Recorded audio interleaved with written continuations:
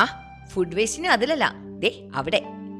ഇനി മുതൽ ഈ വീട്ടിലെ ഫുഡ് വേസ്റ്റ് എല്ലാം ജി ബിന്നിലേക്ക്. അതെന്തിനാ ഡസ്റ്റ്ബിനിൽ ഇട്ടാ പോരെ? പോരാ, നമ്മുടെ വീടുകളിലെ ഫുഡ് വേസ്റ്റുകളെല്ലാം ജി ബിന്നിൽ നിക്ഷേപിക്കുമ്പോൾ 30 ദിവസം കൊണ്ട് ജി ബിൻ നമുക്ക് വീട്ടിലെ പച്ചക്കറി തോട്ടത്തിനും പൂന്തോട്ടത്തിനും ആവശ്യമായ ജൈവവളം ഉൽപ്പാദിപ്പിച്ച് നൽകും. ഇതാ. അതല്ലേ ജി ബിന്റെ മാജിക്.